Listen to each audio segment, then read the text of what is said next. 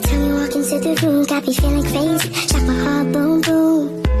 Any other boy would stare, but me, I look away, cause you're making me scared. Trying not to breathe, 1, 2, 3. Seringkali kita menuntut hak sebagai warga negara. Tapi, apakah kita juga menjalankan kewajiban kita? Hari ini, kita akan lebih menanyakan langsung kepada masyarakat. Lebih penting menuntut hak atau menjalankan kewajiban. Halo, selamat siang Kak. Siang. Saya Cindy Simanjuntak, mahasiswi ITERA dari program studi teknik fisika. Jadi Kak, maksud dan tujuan saya ingin melakukan wawancara kepada Kakak terkait dengan pelaksanaan hak dan kewajiban warga negara. Apakah Kakak bersedia untuk saya wawancarai? Boleh. Oke, makasih ya Kak.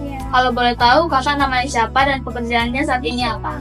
Nama saya Nuruli Erlina. Pekerjaan saya saat ini tuh jaga billing. Oke Kak. Mungkin kita langsung ke pertanyaannya aja ya Kak. Yang pertama Kak, apakah yang Kak ketahui tentang hak dan kewajiban warga negara itu? Menurut saya ya, Iya. menurut saya hak itu yang harus saya dapatkan ya dari pemerintah ataupun dari golongan-golongan tertentu ya. Terus kalau kewajiban itu nilainya saya sebagai umat muslim ya, itu harus menjalankan kewajiban saya gitu. Oke Kak. Menurut saya. Terus yang kedua, apakah masyarakat kita lebih fokus menuntut hak atau menjalankan kewajiban ya Kak? Menurut Kak?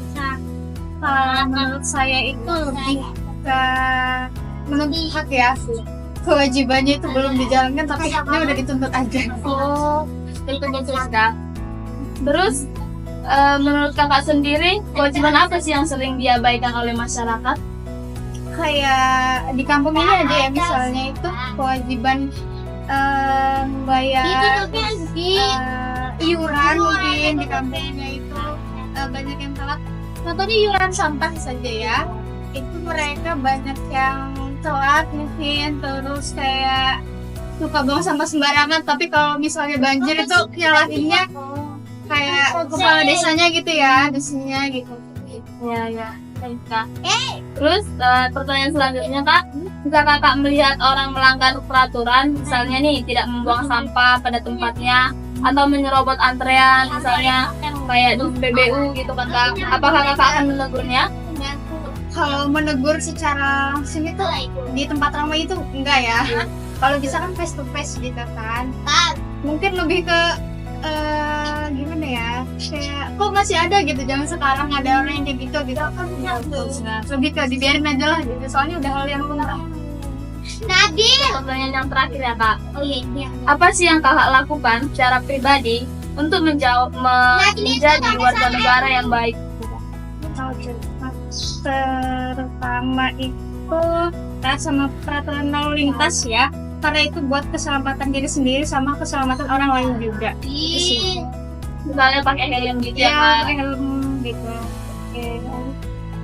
Mungkin itu ya sekitar pertanyaannya, 5 pertanyaan. Terima kasih buat Kakak sudah mau saya wawancarai. Semoga apa yang kita wawancara sekarang bisa terimplementasi gitu Kak. Terima kasih banyak Kak. Ya. Tadi kita bisa menyimpulkan bahwa tiap orang punya pandangan yang berbeda tentang hak dan kewajiban. Tapi satu hal yang pasti, negara yang baik dibangun bukan hanya dari hak yang dituntut, tapi juga kewajiban yang dijalankan. Jadi menurut kalian, apa kita sudah cukup peduli?